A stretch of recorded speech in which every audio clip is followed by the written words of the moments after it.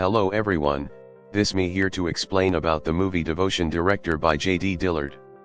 Lieutenant Tom Hudner, Glenn Powell, is a maritime pilot who moved to Rhode Island during the Korean conflict. He strolls into the storage space and hears a harsh uproar coming from the bathrooms. Ensign Jesse Brown, Jonathan Majors, leaves and inquires as to whether he's the exchange. Hudner meets different folks in the Warrior Unit 32, Song Mooring, Scratch Hargrove, Bo Lavery, Spencer Neville, Marty Good, Joe Jonas, and Bill Koenig. Darren Kagasoff, drove by Lieutenant Commandant Dick Sevali, Thomas Sadowski, who shows them intel that Stalin and the Soviets tried their own bomb and soon they lash it to a plane. Sevali relegates Hudner with Brown. In the air, Earthy Colored flies without pondering dangers. He's consistently in charge, only not fair and square. They bring a diversion returning home. Hudner follows him on the grounds that a partner never leaves his accomplice. The flying isn't what Hudner is utilized to. Earthy Colored even plunges in a private area. What's more, in the event that you look carefully, a pleasant woman, Daisy Brown, Christina Jackson, remains in her front yard waving at them as they pull up without a second to spare. Back in the storage space, Hudner asks Earthy Colored what was up with that. Earthy Colored answers the best way to learn about your partner is at 2,000 feet. Hudner inquires as to whether he needs to snatch a brew to get to know him, however Earthy Colored declines. He doesn't drink. Sevali has the crew over to his home for mollusks. Hudner tells Lavery he joined with the naval force just in the wake of catching wind of Pearl Harbor. He graduated 1 month after the conflict finished. Lavery says life doesn't turn out like you plan. I mean, did you at any point think you'd be in a group with a shaded pilot?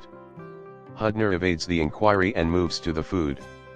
Earthy Colored drives home. He waves to a not cheerful neighbor to see him. He pussyfoots inside and panics his better half, Daisy, as she's painting the foyer walls. They have a great time, cherishing relationship, and a 3-year-old little girl, Pamphlet. Sevali briefs the group. A recon plane washed shorewards with slug openings under. The group will presently plan to be prepared for the Russians in another kind of plane, also known as Widow Producer. The motor is quite possibly of the most remarkable thing these pilots will fly behind. Choke excessively, and she'll turn you over. There's sufficient force to flip a house. The pilots should chill out. Coming back, Hudner sees Brown out and about with vehicle inconvenience. He offers him a ride home. Hudner lets him know he was called to experience and didn't have any desire to assume control over his dad's supermarkets. Brown generally needed to fly, and with the best pilots, so he enlisted in the naval force. At the Earthy Colored home, Daisy offers Hudner a beverage, however Earthy Colored declines in light of the fact that Hudner should have plans. Hudner really tries to understand and charitably declines the proposition. Daisy advises Brown to get along, yet Brown has hardly any familiarity with Hudner yet. The pilots look at the Widow Producers face to face. They generally run penetrates and become acclimated to flying the new sort of plane. They get the news they are transporting out. Daisy supports Earthy Colored's certainty before he ventures out from home. The following day, Earthy Colored conceals in the restroom. Slow down. Until every other person in the storage space has left, he gazes at himself in the mirror. Furthermore, says various corrupting remarks to himself. Hudner's in his plane. Everybody in the group is looking as he makes his arrival. He does it easily. Then, it's Earthy Colored's move. All of the dark group individuals on the transporter come up to see. Brown is flying excessively high. Hudner says he really wants to get his nose up. The banner man guides him up, and Earthy Colored misses the transporter. He returns around and feels the tension. He can set down the plane. Everybody has passed their transporter quals, and Hudner passed with wonderful scores. They are transporting out tomorrow, and Sevali advises them to set their issues up. Hudner gives Brown a lift home, and Earthy Colored welcomes him inside this time. Daisy offers Hudner a beverage and requests that he show up for Brown. Brown partakes in his night with his family at the ocean side. The following day on the transporter, the group runs down the lobbies, up the steps, and to their planes. However, it's simply a drill, and Sevali says they need to improve. The group gets back to their quarters. However, Brown is approached to talk with Life magazine for a positive story to facilitate the public's uneasiness about another likely conflict. Earthy Colored needs to be dealt with like some other pilot, while the questioner needs the shaded point. Sevali acts the hero and pulls Earthy Colored back to work. Underneath deck, one of the military folks inquires as to whether Earthy Colored shuffles as well. Hudner goes nose to nose with the person. However, Earthy Colored makes the pilots talk away.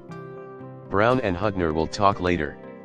Hudner needed to show that person a thing or two, while Earthy Colored says it's better along these lines. Sevali needs a worker for an undertaking that nobody needs to do. Hudner volunteers like Earthy Colored prods Mooring to make it happen, and Hudner lets him. Mooring finishes the jobs in the plane yet can't make the arrival. The plane collides with the sea. Everybody is disturbed by Mooring's passing, yet Earthy Colored tells Hudner he doesn't see the value in him offering remarks about what Mooring ought to have / might have done. Hudner demands the pilots won't kick the bucket in the event that they do everything they're said. Afterward, the pilots give a toast to Mooring. When it's simply Brown and Hudner, Earthy Colored tells Hudner at the Institute.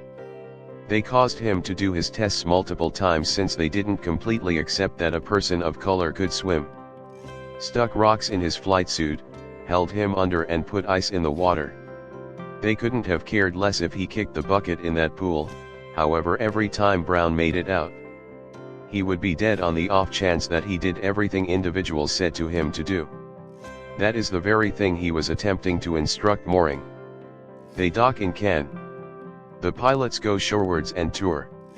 Earthy Colored runs into a store for Daisy's gift and sees a horde of mariners. He goes to see what's up, and it's entertainer Elizabeth Taylor. One of the mariners offers a disparaging remark about not being with Brown. Elizabeth Taylor welcomes Brown to a gambling club party sometime thereafter. The pilots appear, however, are denied admittance to the French club. Yet, Earthy Colored begins communicating in French, and they hesitantly let them in. In the wake of moving and drinking, they say thanks to Elizabeth and go to another spot. Hudner recognizes a wonderful lady and plays with her by doing an enchanted stunt. The military folks from the transporter appear, and a battle begins in light of the fact that the person thinks he had a shot with Elizabeth back at the club, and Brown wrecked that for him. Sevali briefs the group. The North Koreans have taken Seoul. Assuming they take the remainder of the southern promontory, they could take Japan, and afterward America can't contain socialism. The boat heads out for Korea. There might be 100,000 Chinese currently in North Korea. The mission is to take out 2 scaffolds over a significant waterway along the boundary, wanting to slow the Chinese from sending in additional soldiers. This time Sevali flies with the group. In any case, Hudner affirms that Sevali's plane disapproves of his arrival stuff and passes the order to Hudner. They fly over and are met with adversary fire. They can't totally annihilate the extensions, however Earthy Colored defies requests and gets back to get done with the task. In Korea, the military folks are currently on the ground, freezing their behinds off and trusting that the Chinese will assault. They do, and it's a lopsided battle.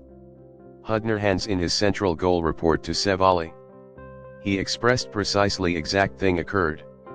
Brown goes up against him about it and expresses discipline for Brown is unique in relation to teach for any other person. Hudner gets it and requests that the group compose their records to clear Brown. Hudner strolls in on Brown, rehashing to himself in the mirror each scornful word anybody has at any point shared with him. Hudner lets him know that he got different folks to give declaration that the mission was muddled and Brown made the best decision. Yet, Earthy Colored knows a piece of paper won't help him. Hudner asks him what he maintains that him should do and Brown answers, simply be my partner. Disregard the lifeline and get in the damn water. At hand, Brown gets some outside air. He's joined by a dark team part. He lets Earthy Colored that they know all heard he had some great flying a few days ago and needed to tell Earthy Colored they saw him. They generally contributed and got him a watch in can. Engraved on the back is over all others. Brown is moved by the signal. On the runway, Earthy Colored runs into a companion from an earlier time who he calls Alabama. Alabama is with the Inquiry and Salvage Unit. Daisy gets a letter from Brown. He concealed her birthday present and gave pieces of information for her to track down it. She tracks down the gift, Hoops, in Pam's storage room. He shuts his letter with affectionately and totally yours. I'll cherish you until the end of time. Sevali and the group are informed. The military is battling in an unspeakable damnation. For each Marine, there are 6 Chinese concealing in the forest. Gets beneath short 30 p.m. The young men are hanging on by their fingernails, and air backing would extraordinarily help, however it is a risky mission. On the ground, the Marines ask lastly advance their vantage moment that the pilots show up. They demolish them, however when they leave the region, Hudner sees Earthy Colored's plane is spilling fuel. Earthy Colored expresses that it's oil. He wants to bring the plane down effectively on the grounds that he won't endure significantly longer. Sevali brings in search and salvage. Earthy Colored delivers his rockets as a whole so they won't wind up in the foe's hands. Earthy Colored lands hard. Hudner can't see him moving. He chooses to crash land his plane to accompany Brown. Different pilots attempt to work him out of it, yet he brings his plane down subsequent to delivering his rockets. He hurries to Brown, who is wedged between his seat and the control board. The 2 men attempt to take it off him, yet they can't. Search and salvage gets Sevali's mayday call, however it's too dull to even consider landing. Alabama catches wind of and lets them know he's coming. In the freezing cold, Hudner gives Earthy Colored his beanie cap to keep him warm. Hudner attempts to douse the fire on Earthy Colored's motor with snow. Brown is as yet stuck when Alabama shows up. They attempt to get him free, yet entirely he's actually wedged. Brown turns out to be increasingly weak and requests that Hudner tell Daisy he'll continuously adore her. Hudner begins beating the plane energetically to free Brown, however stops once he understands that Brown has died. They leave, and Hudner vows to return for Brown. Hudner asks his leaders to allow him to return for Earthy Colored's body, however they deny him. Earthy Colored's body was rarely recuperated. Back on the transporter, Hudner is looked at by the specialist. Sevali drives different pilots on a memorial service trip to express farewell to Brown. Daisy gets a letter from the conflict office.